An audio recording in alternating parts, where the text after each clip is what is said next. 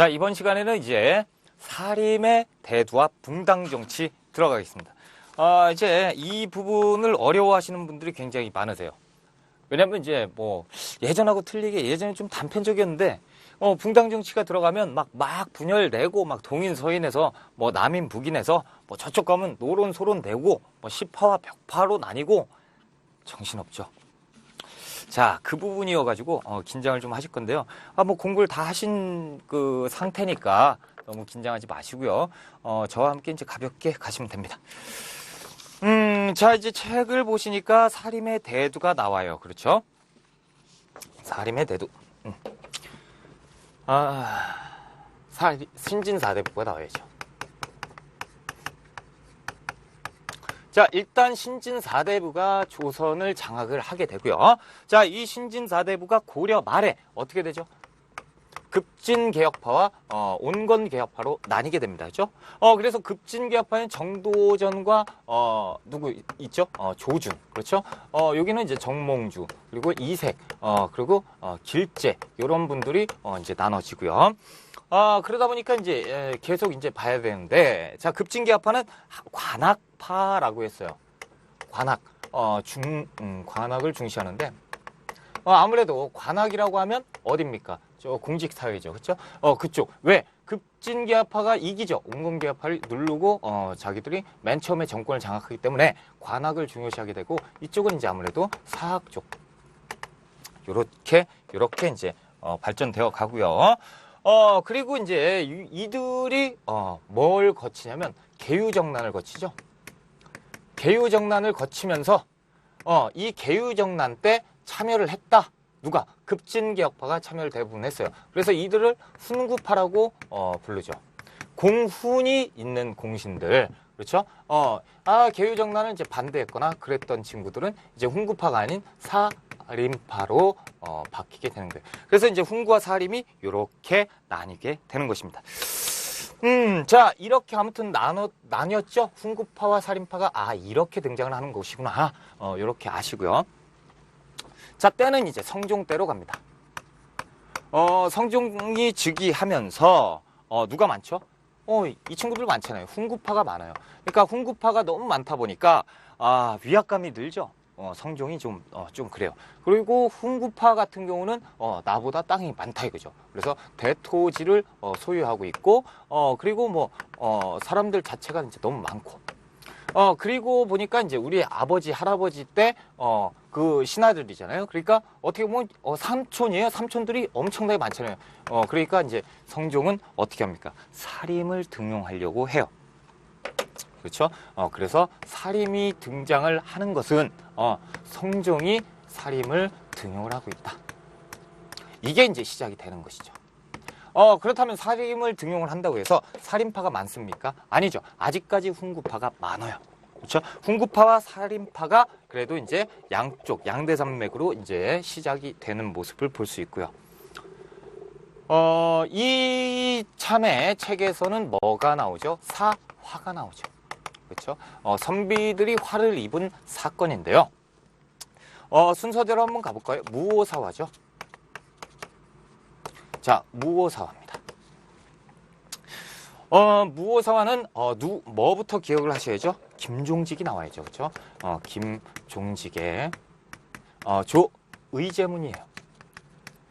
누구를 지금 추모하는 글입니까? 의제를 추모하는 글이죠. 의제는 누굽니까? 초나라 항우가 왕 의제를 죽인 일이죠. 의제를 패하고 자신이 왕이 된 거예요. 이것을 가지고 의제가 좀 안 됐다라고 얘기를 한 거죠. 그런데 어디에 빗댄 겁니까? 요거는 단종, 요거는 세조죠. 그렇죠? 단종과 세조의 요게 빗댄 겁니다. 그러니까 조의제문을 보면 항우가 나쁜 놈이에요. 그렇죠? 그러면 세조가 나쁜 놈이에요. 그럼 어떻게 됩니까? 지금 훈구가 많습니까? 사림이 많습니까? 훈구가 많죠. 훈구는 어떤 사람들이에요? 계유정난을 주도한 사람이고 단종을 저 세조를 즉위시키는데 공훈을 세운 사람들인데 이 사람들의 뭡니까? 비난을 받게 되는 거죠. 그래서 김종직의 조의제문으로 난리가 나는 거예요. 근데 이게 원래 김종직이 이 당시에는 없었어요. 김종직의 제자 누굽니까? 김일손이 어디 사초에 수록을 해버린 거죠. 사초에 수록을 하면서 세상에 알려지면서 이게 문제가 커진 거죠. 그러면서 살인이 훈구가 살인을 치는 그런 모습을 볼 수 있어요. 무오사화고요. 자, 이 갑자사화죠. 이제 그 다음에 갑자사화인데 둘 다 이제 연산군 때예요. 이 갑자사화는 영화화로 많이 된 거예요. 그렇죠? 윤씨 패출 사건이죠. 패비 윤씨. 자, 성종이 있었어요. 성종이 있었고, 뭡니까? 윤씨가 있었어요. 윤씨가 있었고, 성종의 누굽니까? 어머니가 인수대비죠. 인수대비가 있었고, 예전에 이제 모 드라마에서 이걸 했었죠. 그런데 윤씨를 뭘로 놨어요? 뭐 궁녀로 놨더라고요. 잘못된 거예요. 그죠? 윤씨는 궁녀가 아니었어요. 그래서 뭐 이렇게 뭡니까 왕비 이제 뽑을 때 거기에 이제 이렇게 해서 여기에 있었던 사람 중에 하나예요. 그러니까 양반집 규수인데 뭐 갑자기 궁녀로 놔버렸어요. 잘못된 거죠. 아무튼 성종 때 윤 씨가 이제 들어왔어요. 근데 윤 씨를 굉장히 싫어했어요. 인수대비가 어머니가 굉장히 싫어했었는데 윤 씨하고 성종은 뭘 좋아했었냐면 이제 여자를 좋아했어요. 그래가지고 막 이쪽 가고 저쪽 가고 바람 막 피죠. 윤 씨는 매일매일 청산 과부가 돼가지고 막 기다리고 있었어요. 근데 성종이 오랜만에 왔죠. 그랬더니 윤 씨가 뭐라 했어요. 그러니까 성종이 뭐 하다가 에이 말다툼하다 부부싸움하다가 성종 얼굴에 상처를 딱 냈죠. 그렇죠? 이게 이제 용안에 손톱 자국을 냈다. 뭐 이런 건데. 그래가지고 이 모습을 이제 다른 신하들이나 대신들이나 뭐 어머니 다 알았어요. 그러니까 이걸 가지고 어떻게 아무리 자기가 국모일지라도 용안에 손톱 자국을 낼 수가 있느냐라고 얘기해가지고 윤 씨를 패출시키자라고 하죠. 결국에 윤 씨는 이제 패비가 돼요. 패비가 돼서 끝나는 것이 아니고 어떻게 사약을 먹이죠. 그렇죠? 사약을 먹여서 윤 씨가 죽어요. 그런데 이게 문제가 뭐가 있냐면요. 이 패출되기 전에 이제 아들을 하나 낳죠. 이게 이제 좀 있으면 연산군이 되는데, 자, 이 연산군이 어렸을 때니까 몰랐다가, 윤 씨가 이제 사약을 먹고, 피를 토하죠. 피를 토하는데 어머니 신 씨가 있었어요. 윤 씨의 어머니 신 씨. 이 할머니가 유배당했을 때 같이 살고 있다가 딸내미가 사약을 맞고 죽었어요. 사약 마시고 죽을 때 어머니한테 얘기하죠. 이 모든 거를 내 아들한테는 꼭 얘기를 해줘라 라고 얘기를 해요. 신 씨가 이제 도망가서 살다가 이제 성종도 없고 막 없을 때 이제 연산군이 왕이 됐죠. 연산군이 왕이 맨 처음에 됐을 때는 뭐 정치를 어느 정도 했다고 해요. 그런데 이 사실을 알아버렸어요. 그런 다음에 이제 돌죠. 그리고 이제 영화화 되는 거예요. 왕의 남자라든가 이런 것들이 되는 거죠. 엄청나게 무섭죠. 손가락을 끊어라 뭐 이렇게 해가지고 막 손가락 끊어가지고 동서남북에다가 묻어라 막 그러고 혀를 뽑아라 막 하여튼 무서워요. 연산군. 아무튼 이때 이제 할머니가 내려와가지고 너가 지금 어떻게 되는 줄 아냐. 이 피 묻은 적삼을 갖다 주고 니네 어머니가 이렇게 됐다. 누가 그랬냐. 이래가지고 피를 부른 사건이 갑자사화예요. 자, 이 일로 인해 가지고 연산군은 중종 반정으로 쫓겨나죠. 자, 그리고 이제 김효사화입니다. 김효사화. 자, 김효사화는 중종 반정한 다음에 중종이 이제 훈구파가 또 여전히 많아요. 그러니까 또 똑같아요. 성종하고. 무서워 죽겠어요. 그렇죠? 그러니까 조광조를 등용을 합니다. 조광조는 살인파인데요. 살인파 중에 굉장히 학술적으로 뛰어난 사람이에요. 학문적으로 조예가 깊고요. 조광조를 시켜가지고 개혁 정치를 피게 합니다. 그래서 책에 나온 그 조광조의 개혁 정치 있죠? 매우 중요합니다. 참고해 보시면 여러 가지가 나오잖아요. 첫 번째 혈량과의 실시. 혈량과. 그래서 살인을 등용해요. 계속 살인만 뽑는 거죠. 훈구를 견제하고요. 그러니까 목적 달성을 했어요. 그리고 불교 도교 행사도 폐지하고요. 소격서를 폐지하고 성리학적 질서를 강요해요. 중종이 이제 딱 보면 이제 반갑죠. 잘한다. 세 번째 보면 소학 교육. 그래서 교육도 막 강요를 하고. 네 번째 보면 이제 박납의 폐단을 시정을 하겠다. 그래서 수미법. 곡물 이거 납부하는 거 문제가 있다. 쌀로 납부하는 게 어떠냐. 이 승리법도 건의를 하죠. 하지만 이제 받아들여지지 않고요. 그리고 경연, 그렇죠? 경연 저번 시간에 말씀드렸어요. 이렇게 토론하는 거 이것도 강화시켰어요. 그러니까 왕이 보니까 갑자기 나한테 뭔가 와요. 잘한다 잘한다 그랬더니 나한테 와요. 나 공부해야 되네 이렇게 되고. 자, 그리고 위훈 삭제. 여기에 문제죠. 요걸 이제 그 체크를 좀 해 놓으셔야 돼요. 자, 중종 반정 때 그때 이제 중종 반정 때 성공을 하잖아요. 그러니까 중종이 왕으로 됐잖아요. 그때 이제 공신들이 굉장히 많잖아요. 그때 이 공신은 가짜다라고 하면서 공운을 삭제해야 된다라고 해서 추진을 해요. 그러니까 훈구파가 열받죠. 그렇죠? 내가 갑자기 내가 뭐야? 내가 공신이 아니야? 이상한데? 그러면서 공훈을 받았던 3분의 2 이 사람들 가짜 공훈이다. 위훈이다. 그래가지고 삭제를 추진을 해요. 엉망진창이죠. 이제부터 열받기 시작해요. 훈구가. 자, 향약을 시행한다. 향촌 자치. 중종이 이제 어떻게 하나 딱 봤더니 세력이 다 이제 거의 뭐 살인파가 막 와가지고 훈구파 막 뭐라고 하고 이거 좀 잘못된 것 같아요. 자, 그때 이제 훈구파에서 머리를 쓰죠. 어떻게? 이거 좀 문제가 있다. 그래서 주초위왕. 주초위왕을 새깁니다. 나무 이파리 있죠? 나무 이파리에다가 주초위왕을 새겨요. 뭘로 새기냐면 꿀로 새겨요. 꿀로 탁 새겨요. 꿀로 새겼는데 다음날 이제 왕이 봤죠? 이상해. 딱 보니까 주초위왕 써 있어요. 근데 나뭇잎이 구멍이 뚫려 있는 거죠.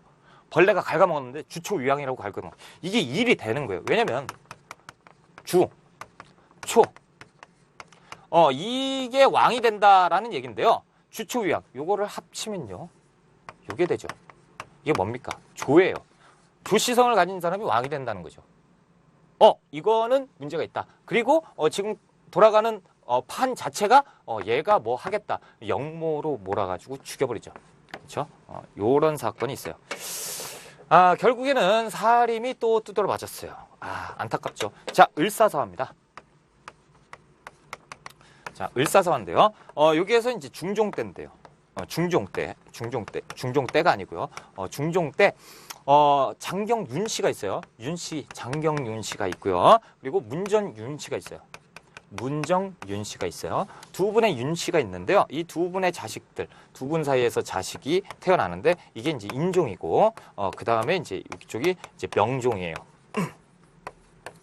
인종과 명종이죠. 자, 인종 때 외척이 득세를 하는데요. 인종 때 외척은 대윤이라고 불렀고요. 대윤. 그리고 윤임이 대표. 그래서 윤임 일파라고 부르고요. 이쪽의 외척은 이제 소윤이라고 해요.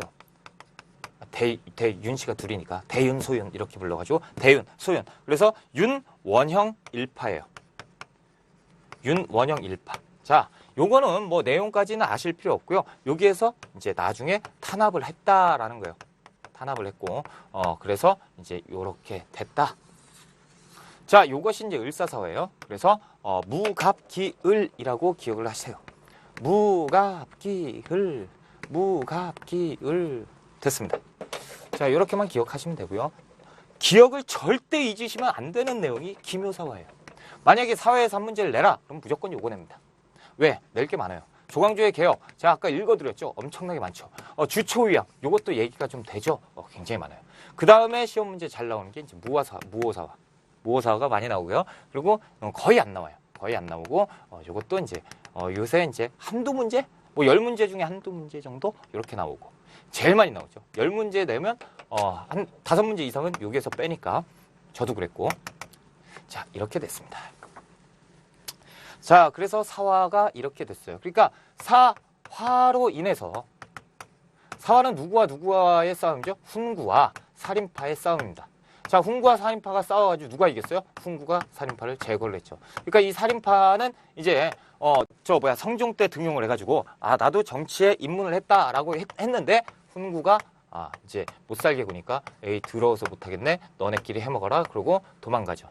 그래서 이 친구들, 이 살인파는 이때 당시 아예 그냥 돌아올 생각을 안 해요. 정권에 돌아올, 정치에, 정계에 다시 돌아올 생각을 안 하고 지방으로 갑니다. 지방 조선에서 이제 향촌이라고 하죠. 향촌에서 세력을 확장을 시켜요. 그래, 좋아. 니들 언젠가 우리한테 혼날 날이 올 거야. 그래서 향촌에 내려가지고 향촌에 그 아까 저번 시간에 이제 제가 말씀드렸던 유양소라든가 이런 거 하면서 사회 풍속을 교화한다거나 이제 사림들이 가서 지방을 접수하는 모습. 훈구파는 이제 점점 나이를 들어가는 모습. 그렇죠? 자, 때는 지나서요. 이제 선조 때 됐습니다. 선조 때. 자, 선조가 이제 등극을 어떻게 하냐면요. 선조 전에 왕이 누구죠? 명종이죠. 자, 이 명종이 위독해져요. 근데 명종의 문제가 뭐냐면 명종의 후사가 없어요. 아, 이거 문제죠. 그러다 보니까 이제 중종 쪽을 보니까 저기가 없어요. 그래서 중종의 서손이 남아있네요. 이게 누구냐면 선조예요. 그러니까 중종의 서손인 선조가 왕이 돼버린 거죠. 자, 왕이 됐는데요. 이렇게 되니까 누가 싫어합니까? 훈구파가 싫어하겠죠. 훈구파가 명분을 좋아하는 훈구파가 야, 이 봐라. 왕이 지금 뭐 이렇게 돼서 야, 이거 왕 어떻게 해야 돼? 선조는 이 모습이 되게 싫겠죠. 그래서 선조가 선택한 사람들이 살인파예요. 살인파를 다시 불러요. 그래서 살인파를 엄청나게 불러요. 자, 살인파 엄청나게 부르니까 훈구파 예전에 막 두드러 팼잖아요. 그렇죠? 복수를 하죠. 결국에 훈구파는 제거가 되고 세상 밖으로 나갑니다. 자, 이렇게 되는 모습이에요. 그래서 선조 때 살인파가 득세를 하고요. 이 선조 때부터 살인파가 정권을 잡고 유지를 합니다. 그래서 선조 때부터 이 살인파가 계속 조선 왕조를 이끌어 나가요.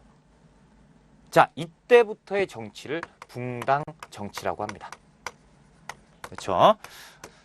자, 그래서 붕당 정치인데요. 일단 살인파가 혼자 등용을 했죠. 살인파가 등용을 했는데 이 살인파에서 이제 분열이 시작돼요. 뭐의 분열이 시작되냐면 이조 전랑직을 놓고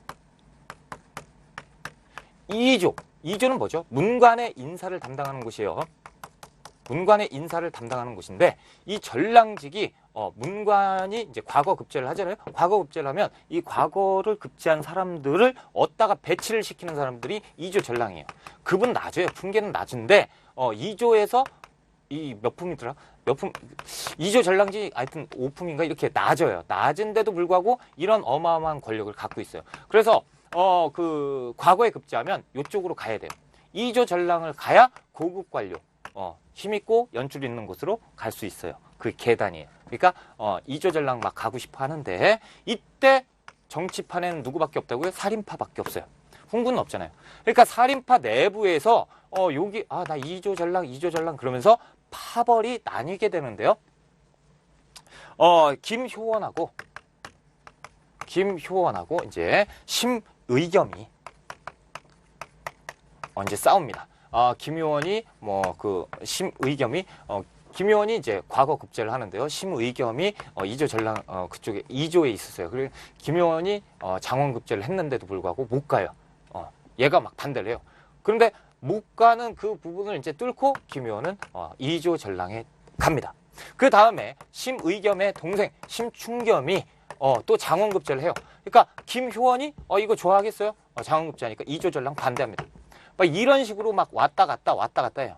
이유는 아까 을사사화에서 대윤, 소윤 이 이유가 있었어요. 얘는 대윤의 친구다.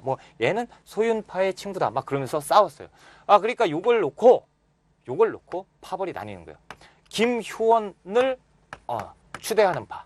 추대라고 하기는 좀 그렇고 지지하는 파. 심의겸을 지지하는 파로 갈립니다. 이름하여 이게 동인과 서인인데요.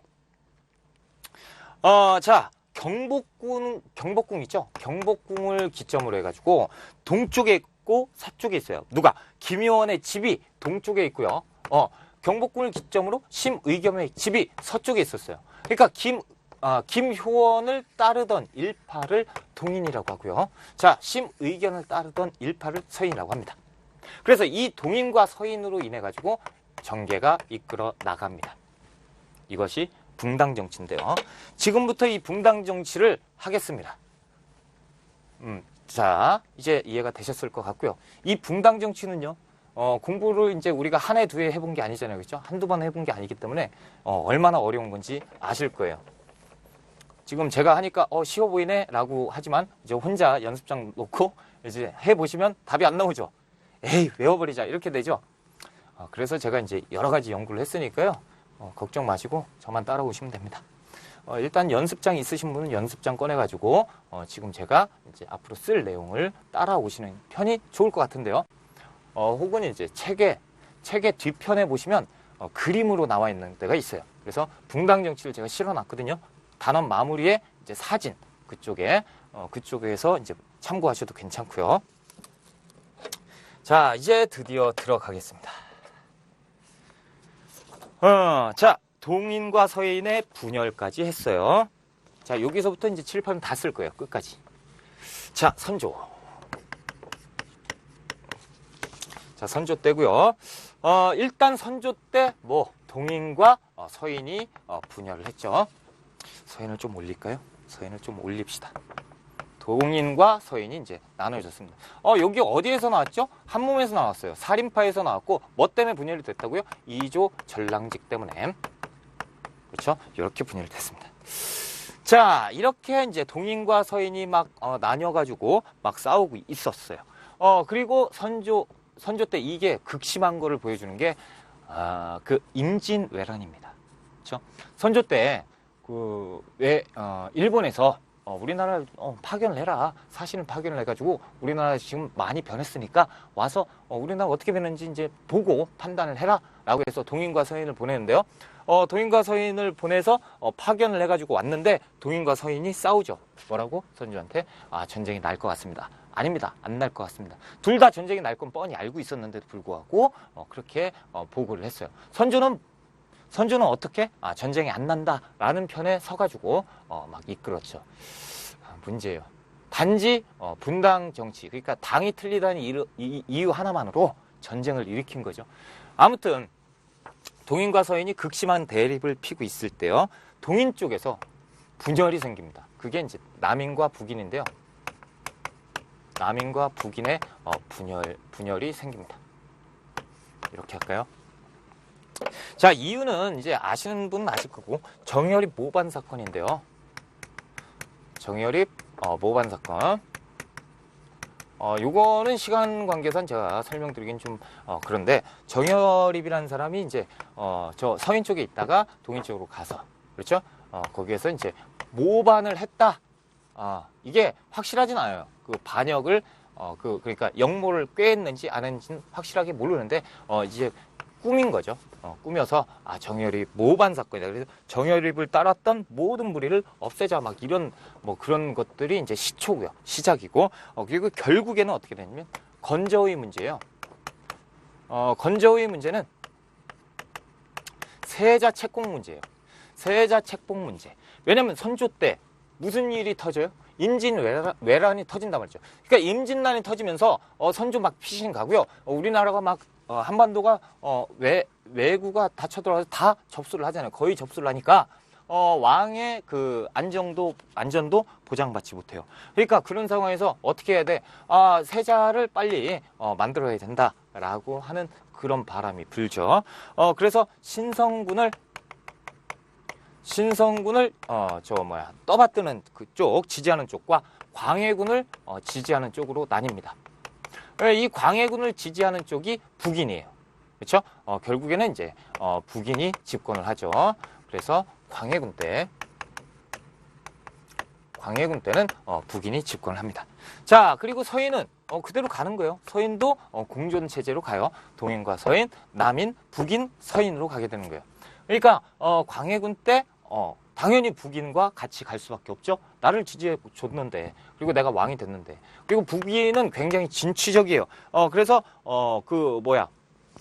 여러 장군들을 많이 배출을 했습니다. 이 북인에서 그래서 있었고, 자, 아무튼 자, 이 상황에서 광해군이 무슨 정책을 하냐면 북방에서 이상한 일이 일어나죠. 그렇죠? 그래서 뭡니까? 청나라. 그러니까 여진, 후금이죠, 후금. 그러니까 이렇게 돼 있어요. 자, 명나라가 있고요. 조선이 있어요. 조선이 있는데 임진왜란 터졌잖아요. 임진왜란 때 광해군은 왕이 아니었어요. 선조가 있었죠. 선조가 가서 명나라에 도움을 청했고, 그러니까 명나라 와서 도와줬어요. 그렇죠? 명나라 도와줬고, 그리고 이제 광해군이 이제 여차저차해서 왕이 됐는데, 왕이 되고 나서 요 윗동네에서 후금, 그러니까 고구려 시대 때 우리가 배웠던 금나라 있죠. 금나라가 다시 성장을 해요. 성장을 해가지고 명나라를 칩니다. 선전포고를 해요. 그러니까 명나라에서 도와줘라고 얘기를 해요. 그때 왕이 누굽니까? 광해군이에요. 광해군 같은 경우는 지금 굉장히 정신이 없어요. 왜 정신이 없습니까? 지금 전쟁 끝난 지가 얼마나 됐다고 전후 그 복구 사업을 하고 있는데 지금 여기에서 뭘 도와주기는. 근데 명나라가 도와달라고 했을 때 명나라는 4대 관계니까 어찌됐건 도와주긴 해야 돼요. 그렇죠? 도와주긴 해야 되는데 지금 만약에 후금이 이겨버리면 내가 도와줬다는 이유로 좀 이따가 혼날 것이고, 자, 안 도와주면 명분이 안 쓰죠. 그렇죠? 그러다 안 도와줬는데 얘들이 이겨버리면 큰일 나는 거예요. 그러니까 광해군은 사면초가에 빠져버린 거죠. 그래서 누굴 시킵니까? 강홍립을 시키죠. 강홍립을 시켜서 무슨 외교를 하죠? 중립 외교를 합니다. 자, 강홍립을 시켜서 얘기를 해줘. 자, 명나라를 지원을 가라. 대신 지원을 가서 구경만 하고 있다가 만약에 후금이 엄청나게 전쟁을 하는 거 봐서 후금이 이길 것 같으면 항복을 해버려라 라는 얘기를 합니다. 그러니까 강홍립이 그 얘기를 듣고 가요. 그러니까 명나라 그 겉에서 보면 후금의 입장에서 보면 어떻습니까? 명나라 지원 간 거예요. 그렇죠? 명나라 지원 간 거예요. 자, 이런 마당에 이제 여기 이 싸우는 거 봤는데 강홍립이 어떻습니까? 딱 보니까 후금이 이길 것 같아요. 그러니까 미안해, 내가 항복할게 이렇게 됐죠. 후금에서는 이제 알았죠. 광해군이 이렇게 정책을 했구나라는 것을 알았습니다. 그런데 지금 문제가 뭡니까? 서인들은 오로지 4대. 어디에 4대? 명나라의 4대 해야 돼. 라고 생각하는 쪽인데 이게 지금 어디? 북쪽의 오랑캐한테 항복을 했고 4대를 하겠대. 그러니까 이쪽 서인에서 화가 나죠. 자, 그래서 서인들이 칩니다. 그래서 제끼죠. 이게 뭡니까? 인조 반정이에요. 저거 왕으로서 이게 아니다. 그래서 북인을 없애버리죠. 그래서 역사 속에서 북인은 사라져버립니다. 자, 그 다음에 이제 인조 반정으로 해서 인조가 등극을 하는데 남인도 옵니다. 자, 당연히 서인이 엄청나게 커지죠. 그죠? 서인이 남인도 일부 데리고 와요. 그래도 너랑 있어야 뭔가 왔다 갔다 하면서 이 붕당 체제가 유지가 되니까 같이 해보자 라고 합니다. 자, 그런데 이렇게 되니까 저 북쪽에서 아까 금나라 있죠? 후금이 이름은 뭐라고 고치죠? 이제 뭡니까? 이제 청이라고 고쳐요. 그쵸? 청나라가 돼요. 아무튼 그 정묘호란과 병자호란이 이때 터지죠. 인조 광해군을 제끼는 순간에 이것들 봐라. 광해군을 제껴? 그래서 광해군을 다시 광해군을 보복해준다라는 의미로다가 내려옵니다. 그것이 무엇입니까? 호란이죠. 그래서 인조 때 정묘호란과 병자호란을 거칩니다. 이거 누구 때문에 그렇죠? 서인 때문에 그렇죠. 그렇죠? 자, 그러면서 이 이 과정에서 서인들이 인조를 어디로 피신시키죠? 남한산성으로 피신을 시켜요. 그렇죠? 병자호란 때 남한산성으로 피신을 가고 거기에서 남한산성이 이제 포위가 되죠. 청나라 군대에게 포위가 되니까 이제 그 안에서 무슨 일이 생깁니까? 싸워야 된다. 아니다. 싸우면 안 된다. 화친하자. 그래서 주전론과 주화론으로 바뀌죠. 그래서 윤집이 이제 그때 주전론을 외칩니다. 사료가 나오죠. 주전론을 외치고 그리고 최명길이 척화론을 내세웁니다. 척화론. 주화론. 그렇죠? 주화론을 내세웁니다. 친해야 된다. 그러니까 여기에서 보면 주전론과 주화론으로 나뉘어요. 그래서 주장을 하죠. 전쟁을 해야 된다. 아니다. 화친을 해야 된다. 라고 나눠요. 그러니까 여기까지만 봐도 최명길과 누구와 비슷해요? 광해군의 정책과 비슷하죠. 윤집 이쪽은 이제 싸워서 우리가 자주성을 회복해야 된다. 이런 내용을 합니다. 아무튼 이렇게 돼가지고 어떻게 결론은 어떻게 나죠? 삼전도의 굴욕을 당하죠. 그렇죠? 인조가 내려와서 이제 큰 조를 하면서 그렇게 됩니다.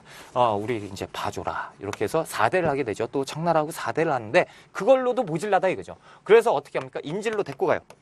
누구를? 소현세자와 복림대군을 데리고 가죠. 그렇죠? 소현세자가 나의 형이에요. 복림대군이 아우고요. 자, 이걸 데리고 가요. 그러니까 인조의 아들 둘을 인질로 끌고 가는데요. 소현세자는 북쪽에 청나라에 가서 어마어마한 문물을 보고 경악을 합니다.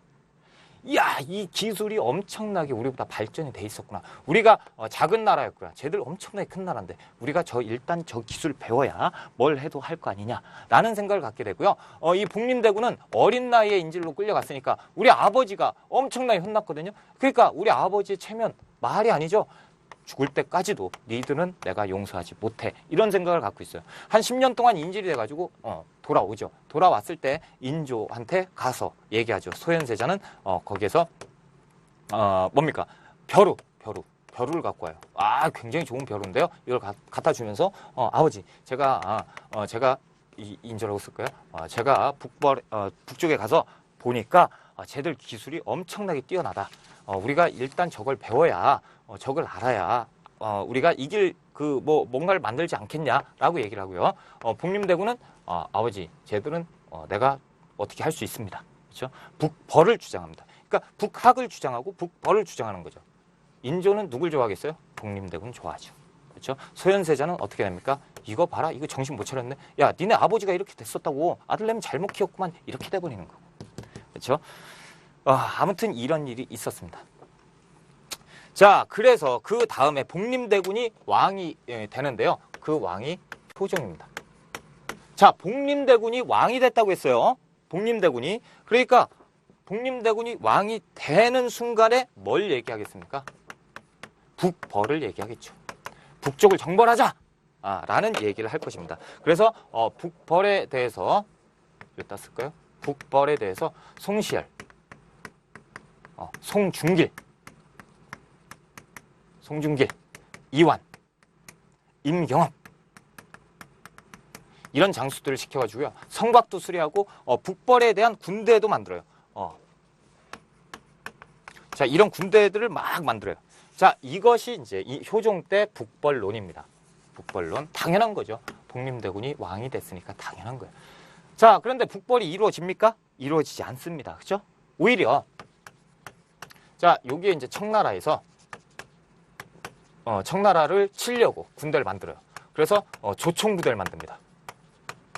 총으로 무장한 조총부대 200명인가 300명인가 그러는데 200명일 거예요 아마. 조총부대를 만들어요. 그래서 청나라하고 어떻게 한번 해보겠다. 딱 총으로 무장한 부대를 만들어요. 근데 요 위쪽에서 러시아가 엄청나게 성장을 해서 청을 위협하고 있어요.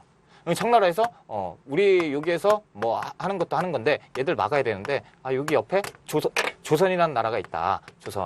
조선한테도 얘기하자. 야, 가서 군대 좀 보내봐. 얘들 치게. 라고 얘기를 합니다. 자, 조선에서는 어떤 부대가 있죠? 조총부대가 있어요. 조총부대가 어처구니 없이 여기로 가야 되는데 여기로 갑니다. 러시아를 격파를 해버려요. 아주 그냥 박살내버려요. 조총부대니까 엄청나잖아요. 맨 처음 1차, 2차가 있는데요. 변급이 가고요. 변급과 신유가 합니다. 자, 이렇게 두 차례 출병을 하는데요. 우리 쪽의 피해는 거의 없었어요. 러시아는 그냥 박살이 났고요. 자, 이게 어처구니가 없죠. 그렇죠? 우리가 청나라를 깨려고 하는 부대를 만들어 놓고 이 부대를 가지고 청나라를 도와줬으니 그러니까 어떻게 되겠습니까? 내부적으로 북벌 못하겠다. 이렇게 돼버리는 거죠. 그렇죠? 그냥 힘이 빠지는데 이렇게 될 거예요. 그리고 효종이 뜬금없이 죽어버리니까 죽어버려요. 그 다음에 이제 현종이 등극을 합니다. 자, 현종이 등극을 할 때 당연히 이제 서인이 가고요. 그리고 남인이 가는데요. 자, 여기에서는 무슨 일이 있냐면요. 방금 제가 말씀드렸죠. 효종이 죽었어요. 그런데 효종이 죽었는데 문제가 생겼어요. 뭐냐면 인조의 계비. 그러니까 보세요. 인조, 효종. 그러니까 인조의 계비가 있어요. 자의대비예요. 그러니까 계비는 둘째 부인이죠. 효종이 죽었어요. 자, 효종이 죽었으면 어떻게 됩니까? 자기 아들이 죽은 거죠. 그럼 계비 어떻게 됩니까? 아들이 아무튼 복잡하네요. 자, 인조의 계비가 살아있으니까, 아직까지 살아있으니까, 현종 때. 현종은 이제 계비의, 그러니까 할머니죠, 할머니. 우리 아버지가 죽었단 말이야. 할머니 어떻게 할 거냐. 그래서 효종이 죽었을 때 자의대비가 그 상복 있죠. 상복을 얼마나 입어야 되느냐. 라고 해서 그걸로 남인과 서인이 싸웁니다. 요걸 가지고 뭐라고 부르냐면 예속 논쟁이라고 해요. 예속 논쟁. 그래서 그 자의대비, 인조의 계비, 자의대비가 얼마나 그 상복을 입어야 되는지 그 문제를 가지고 싸우는데요. 자, 일단은 처음에 싸우는데 효종이 죽어요. 효종의 상때 서인이 이깁니다. 서인이 이겨요. 요걸 가지고 이제 기해예송이라고 하는데요. 기해예송. 서인이 1년설을 주장하고요. 남인은 3년설을 주장해요. 3년설 안 돼. 1년 입으면 돼. 라고 해요. 그리고 그 다음에 누구냐면 효종 비가 죽어요. 효종의 비가 또 죽어요. 효종의 비에 상해. 자, 이때도 자의대비가 살아있는 거죠. 오래 살아도 문제예요. 어떻게 됐냐? 서인이 또 얘기를 해요. 남인도 또 얘기를 하겠죠? 남인은 또 뭐라고 얘기해요? 1년설을 주장해요. 근데 서인은 9개월만 입으면 된대요. 그러니까 서인이 졌어요. 남인이 이겼습니다. 자, 이걸 가지고 갑인예송이라고 합니다. 두 차례 예송 논쟁이 있죠. 그런데 이 예송 문제가 별거 아닌 것 같은데요. 이 당시는 남인과 서인이 한바탕 붙을 정도로 굉장히 컸던 대규모의 논쟁이었어요. 역사책에 실릴 정도로. 자, 이렇게 됐고요. 그 다음에 왕이 이제 숙종이 등극을 합니다. 숙종. 자, 숙종은 유명하죠. 숙종은 이제 유명합니다. 희빈장씨, 장희빈 나오고요. 그렇죠? 인현황후 나오고. 이때 이제 숙종인데요. 지금 누굽니까? 남인이 득세하고 있죠. 남인이 세력이 굉장히 커요. 그래서 숙종 때 이제 등극을 했는데 남인하고 서인하고 엄청 싸우잖아요. 근데 거의 몰라 그랬고 남인이 막 기세 등등하고 막 있어요. 그러니까 이제 숙종이 등극을 하자마자 남인 그래 니들 뭐 해봐 계속 해봐라고 하는데 이 남인이 문제가 있었으니 그게 뭐냐면 병권을 장악하기 시작해요. 병권, 군사력을 막 키운단 말이죠. 그러니까 숙종이 이건 아닌 것 같은데? 라는 생각을 하겠죠. 그러니까 서인을 등용을 해요. 서인한테 가서 얘기를 합니다. 야, 얘들 이상해. 병권을 막 잡아가지고 지금 어떻게 할지 몰라. 니들이 어떻게 얘들 좀 제껴줘봐. 그러면 내가 너네한테 어느 정도의 예전처럼 이 정도의 힘을 실어줄게 라고 합니다. 그러니까 이 서인들이 오케이 알았어. 자, 기다려봐. 자, 남인한테 모함을 하죠. 복창군이 있어요. 복창군을 데리고 남인이 얘들이 병권을 왜 하냐면 이 복창군을 말이야 왕으로 올리려고 하는 거야. 그래서 잡고 주리를 틀어라 막 틀죠. 그러니까 막 하면서 복창군을 왕으로 하려고 했던 거 아니냐? 한 놈이 네 맞습니다 이렇게 되니까 이제 끝나버리는 거죠. 자, 이게 이제 이때는 역모 사건이죠. 그러니까 남인 자체가 그냥 몰락을 해버리는 거예요. 몰락을. 자, 이걸 가지고 경신황국이라고 합니다. 정계에서 거의 남인을 찾아볼 수가 없어요. 서인이 득세를 해버려가지고.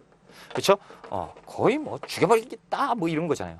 근데 이 남인을 이제 제껴놓고 이 남인 처벌하는 과정에서 이 처벌이 좀 강해야 된다, 약해야 된다 이런 쪽으로 분열을 해요. 그래서 서인에서 노론과 소론으로 분화가 됩니다. 이때부터 이제 별로 관계가 안 좋아져요. 여기에서 이제 노론 같은 경우는 늙을 노자잖아요. 그렇죠? 늙을 노자. 그래서 대의 명분을 중요시해요. 대의 명분.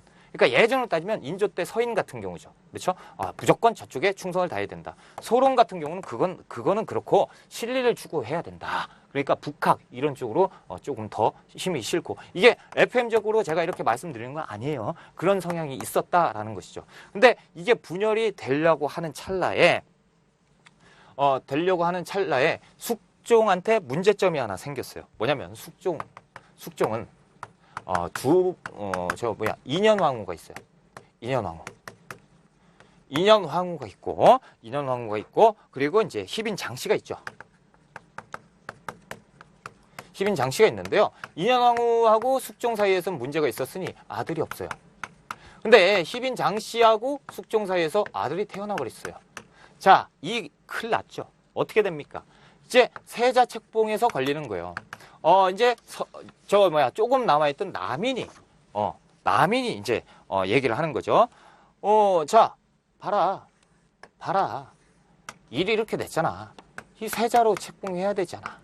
라고 얘기를 하죠. 서인은 뭐라고 합니까? 야야야야. 그러다가 만약에 인현왕후가 우리 왕비께서 등남을 하면 이거 어떻게 하려고 그러냐? 그럼 바꿀 거야? 그것도 아니잖아. 그러니까 이거는 심각하게 고려를 해봐야 된다. 이런 쪽으로 싸움을 하게 돼요. 그러니까 여기에서 이제 막 어쩌고 그러면 말이야 이 얘기를 해가지고 패비를 시키면 되는 거 아니야. 그래서 모함을 해가지고 패비를 시켜요. 패비를 시켜버리고 희빈장씨가 이제 아들 세자 균을 이제 균을 세자로 만들죠.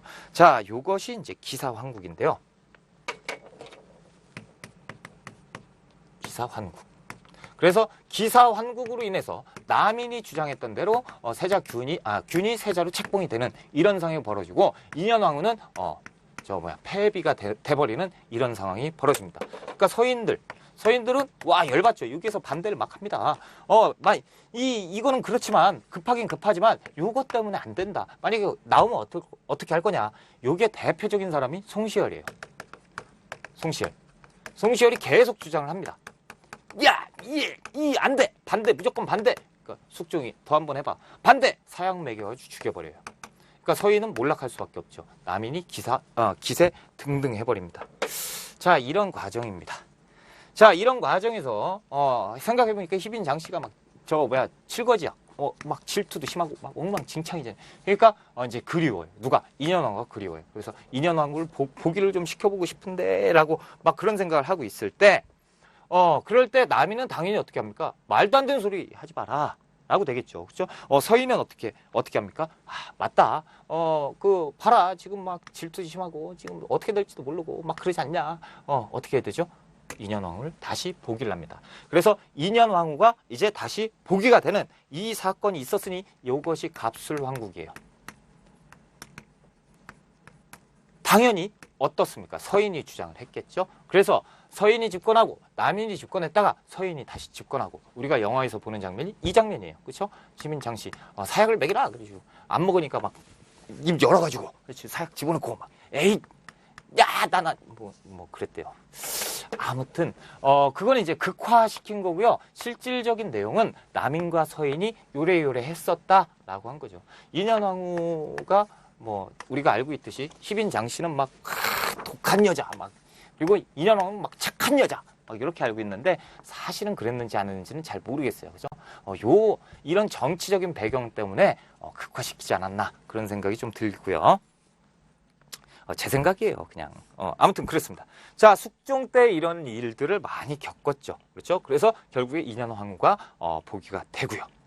자, 이때 복위 되니까 남인이 어떻게 됩니까? 이제 남인은 길을 못 펴요. 남인은 사라져 버렸어요. 그렇죠? 남인이 요게 잠깐 있었다가 반짝하다가 여기에선 그냥 아주 그냥 두드러 맞았죠. 그러니까 남인은 어디로 갑니까? 남인은 저쪽으로 가요. 가가지고 뭐 합니까? 북학. 나 이제 정치 안 해. 이렇게 하면서 북학. 그래서 기술. 그래서 정약용이라든가 이런 쪽, 그쵸? 이런 쪽, 저 뒤에 가면 이제 그런 쪽입니다. 남인은. 막 그런 쪽으로 이제 하고요. 정계는 이제 예전에 붕당 정치, 사림이 집권했던 그런 것처럼 서인만 집권을 해가지고 서인이 이끌어가는 이런 세상이 오는 것이죠. 자, 그것이 이제 경종 때예요. 경종 때. 자, 경종 때에 비로소 예전에 요렇게 있었죠. 노론과 소론하고 갈렸었던 그 문제가 불거지면서 이제 노론과 소론으로 확실하게 매듭이 져져요. 그래서 끝났잖아. 저기는 이제 우리끼리 이제 한바탕 해야지. 노론과 소론으로 갈리게 됩니다. 자, 이제 노론과 소론으로 갈려서 계속 이제 갈등 중이에요. 경종 때. 그런데 경종도 이제 몸이 좀 약하죠. 몸이 좀 약하고 그런데 그래서 이제 경종 그 동생 왕세제 연인군이에요. 자, 왕세제가 이게 누구냐면 저기입니다. 누구죠? 영조입니다. 자, 왕세제한테 이제 너도 왕이 될 거니까 정치를 좀 배워라 라고 하면서 첨정을 시킵니다. 첨정이 뭐죠? 정치에 참여해서 네가 좀 대신 한번 해봐 이런 겁니다. 그래서 수렴청정을 시키는데 여기에서 이제 문제가 불거지는 거죠. 노론과 소론 뭐 하겠습니까? 이거 가지고 싸우겠죠. 그렇죠? 당연한 거예요. 그러니까 노론에서는 말도 안 되는 노론에서는 맞다 찬성을 하고요. 소론에서는 말도 안 되는 소리 하지 마라 이렇게 되는 거죠. 어떻게 이렇게 되냐? 영조인데요. 그 다음에 영조죠. 그러니까 영조가 등극을 하는 건 맞아요. 그런데 이게 어마어마하게 심했다고 해요. 그래서 영조 때 이게 이제 팽팽한 싸움을 하다가 결국에 이제 경종이 때 아닌 죽음을 맞이하니까 영조가 등극을 딱 해버린 거죠. 그러니까 왕세제의 수렴청정도 거절이 됐었고요. 거절이 될 뻔했고 그리고 폐세제 까지 될 뻔했어요. 근데 어떻게 운때가 그렇게 맞아가지고 영조가 딱 등극을 했어요. 그랬더니 누가 몸을 사려요? 소론 애들은 몸을 살릴 수밖에 없어요. 그러니까 영조 때 노론이 참여를 해서 노론들이 영조와 같이 가게 되는 거예요. 자, 그런데 영조 때 이제 또 문제가 하나 있죠. 뭡니까? 사도세자죠. 그렇죠? 영조의 아들 사도세자가 있어요. 자, 이 사도세자는요. 할 얘기가 참 많은데 이 사도세자는 우리 한국사 전반에 걸쳐가지고 딱 봤을 때 뭡니까? 영재 교육을 받았어요. 영재 교육. 4살 때부터 영조가 끼고 계속 공부를 가르쳤죠. 막 영조가 40줄의 애를 낳았어요. 아들을 본 거야. 그러니까 얼마나 이쁘겠어요. 그러니까 이쁘니까 계속 공부를 시켰어요. 근데 왕이잖아요. 얘가 뭘 알겠어요. 아들인데. 그러니까 뭐 잘못하면 내 아들은 그래서는 안 돼. 내 아들은 똑똑해야 돼. 그러니까 막 엄청 혼내는 거죠. 그러니까 사도세가 어릴 때는 예 이렇게 하다가 청소년기를 맞으면서 사춘기를 가면서 아버지가 싫어지는 거죠. 아버지 싫어. 근데 뭐 어떻게 할 수 있는 것도 아니고 괜히 싫었다고 얘기하면 막 가둬버리고 막 그래버리니까 영조가 얼마나 무섭겠어요. 그러니까 이때부터 조금씩 정신줄을 놓기 시작하는 거죠. 사도세자가 조금 막 그래요. 막 그러니까 정사에 보면요. 천둥 번개가 빵 쳤어요. 근데 이제 막 숨는 거죠. 저쪽 뒤에서 무서워 그럼 발발 떨면서 뭐 그런 내용도 있고 그리고 사도세자가 장인어른한테 편지를 보낼 때 우리 아버지가 이상해 난 불안해 죽겠어 막 저 좀 도와주세요 저 목숨에 위협을 느끼고 있어요 막 그랬대요. 그러니까 사도세자가 좀 그렇죠. 그런 모습을 갖고 있고요. 그러니까 막 반대가 심하겠죠. 세자인데 엉망진창이잖아요. 그러니까 막 반대가 심한데 이거를 어떻게 몰아치냐면 사도세자가 여행을 갑니다. 저쪽 여행을 가요. 이쪽으로 여행을 가는데 영조가 이제 보내요. 근데 사냥한다라고 하니까 거기 가면 이제 지방 수령들이 왕세자가 납셨잖아요. 그러니까 막 해가지고 막 오셨냐고 막 급진한 대접을 해주고 여기만 있으면 괜찮은데 막 돌아다녀요. 막 돌아다니고 그러니까 수령들 다 만나고 다니죠. 이때다 이거죠. 이때다. 그러니까 어떻게 합니까? 지금 이제 왕한테 아뢰는 거죠. 뭐라고? 자 봐라 지금 뭐 하고 다니냐 왕자가. 지금 수령들 만나고 있잖아. 너 아버지 지금 얼마나 싫어하는지 알지? 근데 지금 수령 만나고 다니면서 뭐하냐? 군사력을 키우고 있다. 왜? 난을 일으키기 위해서. 그래서 너를 제끼고 지가 빨리 왕이 되려고 라고 합니다. 그러니까 영조가 어쩔 수 없죠. 와라. 그래서 쌀 뒤주에다가 자 가둬놓고 못을 땅땅땅 박죠. 그렇죠? 이 사도세자 사건입니다. 자 아무튼 이 사도세자 사건에 관련돼서 노론 그러니까 집권 노론이잖아요. 소론이 몸살이니까 없잖아요. 그렇죠? 노론에서 분화가 됩니다. 시파와 벽파로 나뉩니다. 자, 사도세자 잘못했냐? 잘못했다. 그렇죠? 노론이 주장한 거니까 사도세자는 잘못했다. 하지만 죽은 것까지는 너무하지 않냐? 그러니까 사도세자의 죽음은 지나치다. 라고 얘기하고요. 벽파는 아니다. 당연한 결과다. 뭐 이렇게든 죽어야지. 이렇게 얘기를 합니다. 자, 이렇게 분화가 되고요. 그리고 사도세자의 아들 누구죠? 정조죠. 정조가 다음 왕이 되는데요. 정조는 할아버지 엄청 무서울 거예요. 그죠? 엄청 무섭고 할아버지가 죽기 전에 유언을 남기죠. 뭐라고? 사도세자 얘기를 꺼내면 안 된다라고 얘기를 해요. 얘는 뭐 세자도 아니고 아무것도 아니니까 얘기 절대 죽을 때까지 꺼내지 마라. 유언을 남겨요. 그러니까 얘들은 지금 다행이죠. 왜? 사도세자를 죽인 것 누구예요? 얘들이잖아요. 얘들 둘 다 이러고 있잖아요. 정조는 딱 등극을 하자마자 뭐라고 얘기합니까? 나는 사도세자의 아들로서 얘기합니다. 그러니까 애들이 이제 막 발발 떠는 거죠. 난리가 난 거죠. 그러니까 정조 때 딱 보면 누가 당연히 18을 데리고 갈 수밖에 없어요. 그렇죠? 아, 그래도 얘들보다 얘들이 그나마 낫잖아요. 그죠? 그러니까 18을 데리고 가고요. 자, 벽파 좋아하겠습니까? 안 좋아해요. 그래도 일부 데리고 가요. 그렇죠? 노론, 저 소론 애들도 데리고 오고요. 그리고 정조가 가장 좋아했던 애들, 얘들 데리고 와요. 그래서 다 참여시켜버립니다. 그렇죠? 왜 그랬습니까? 얘들 싫으니까요. 얘들 싫으니까. 그래서 다 참여를 시키고, 그러다 보니까 정조 때 정조가 어떤 걱정을 많이 했었냐면 암살 위협을 많이 당했어요. 그러니까 정조 때 맨날 보면 막 걱정이에요. 막 누가 뭐 술 마시고 있으면 막 잔치하고 막 노래 부르고 막 있으면 화살 옆에 꽂히고요. 막 그랬어요. 그러니까 정조는 위협을 많이 느꼈죠. 그러니까 정조가 등극을 하자마자 어떻게 어렸을 때부터 무예를 닦았고요. 그리고 그 무예를 가지고 자기의 친위 부대 장용영을 만드는 거예요. 그게 어마어마한 크기로 만들어버립니다. 그리고 정조 같은 경우는 그 어마어마한 군대를 데리고 내 친위 부대를 데리고 어디로 갑니까? 수원으로 가죠. 수원으로 행차하죠. 왜? 수원에 누가 있습니까? 사도세자가 있거든요. 자기 아버지를 수원에다 묻었어요. 그렇죠? 그러니까 자기 아버지 요에 가가지고 막 펑펑 울어요. 그러니까 막 영주 분명히 얘들은 얼마나 살떨리겠어요. 아버지 그러면서 우니까 아버지라고 하면 안 되는데 울잖아요. 그러니까 이 신하들이 볼 때는 정조는 어떻게 눈에 가시죠? 눈에 가시에요. 그래서 막 뭐 반대하고요. 이 노론 세력은 저기 짱 박혔다가 어떻게 됩니까? 나중에 정조가 의문의 죽음을 맞이할 때 뭘로 갑니까? 노론이 다시 득세를 해서 그래서 세도 정치를 맡게 되는 거예요. 그렇죠? 그렇게 되는 겁니다.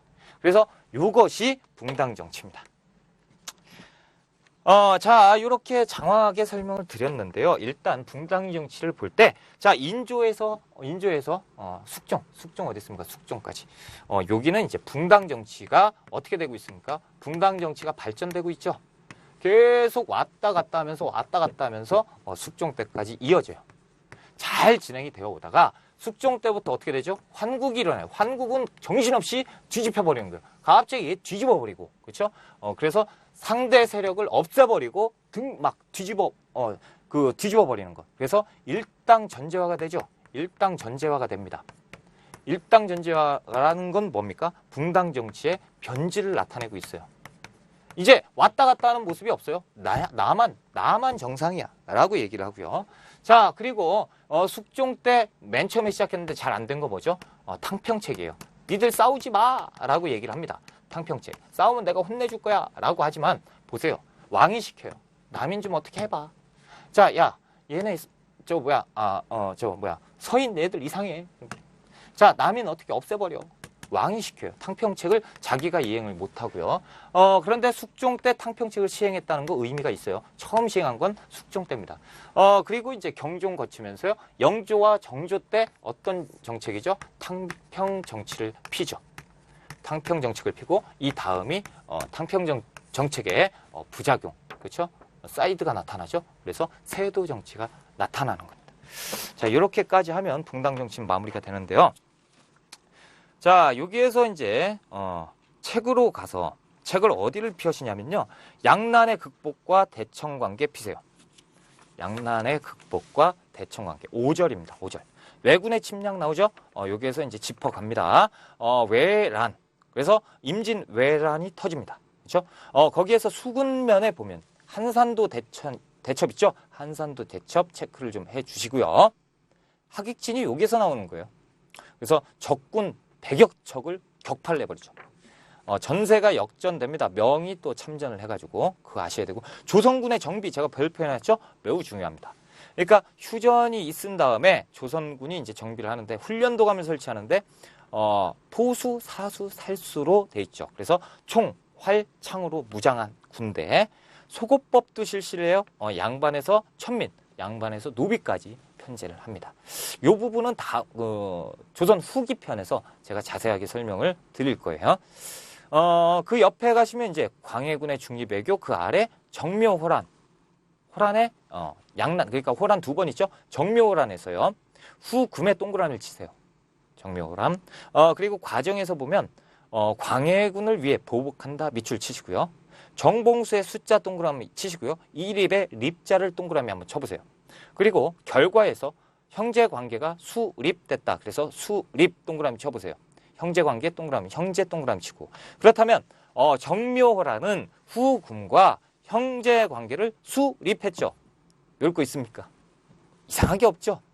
자, 병자호란 갑니다. 병자호란에서 청해 동그라미를 치세요. 청해 동그라미 치시고. 그러니까 병자호란은 후금이 아니고 청나라입니다. 청나라. 그것만 기억하시면 돼요. 과정에서 뭐 기억하셔야죠? 인조가 피난했죠. 남한산성. 그리고 청해 굴복을 했죠. 그게 뭡니까? 그게 삼전도의 굴욕이죠. 그거 체크하시고. 결과 어떻게 됩니까? 청나라 군신 관계를 맺을 수밖에 없었고. 그러니까 인조가 남한산성에 피난을 갔을 때 주장이 나왔던 것이 주전론과 척화론. 그렇죠? 주전론과 이거 오타네요. 그죠? 주전론과 척화론이 아니죠. 주화론과 척화론이죠. 주화론과 척화론. 제가 이거 오타네요. 오타. 이거 체크 잘 하시고. 요 주전론과 척화론은요. 뒤에 보시면 사료까지 넣을 정도로 굉장히 중요합니다. 그래서 사료도 좀 봐주시고요. 자, 호란의 영향, 청에 대한 적개심 나왔죠. 그리고 북벌운동 보이죠. 효종 때 송시열, 송중길, 이완, 임경업. 그렇죠? 그래서 군대 양성했고 성곽수리 하는데 이 군대를 가지고 어디로 갔다고요? 나선정벌 갔죠. 그렇죠? 숙종 때 윤휴를 중심으로 전개를 했으나 어떻게 됐겠습니까? 북벌이 성공했다면 역사가 바뀌었겠죠. 성공하지 못했어요. 실천을 못했다는 얘기죠. 나선정벌 거기 나오죠. 변급과 신유.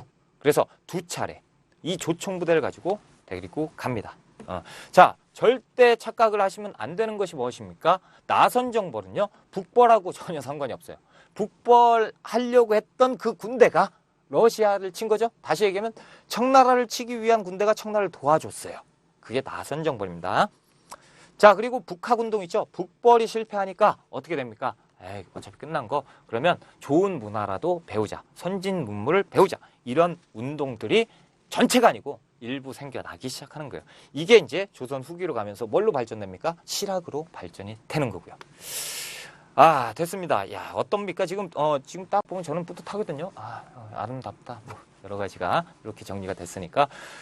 이 정도로 해서 조선의 정치를 마무리를 짓고요. 다음 시간에는 근세 사회, 경제, 그리고 문화 이렇게 해서 마무리 짓는 걸로 하시고요. 이번 시간은 여기까지 일단 조금 쉬었다가 수업 들어가도록 하겠습니다.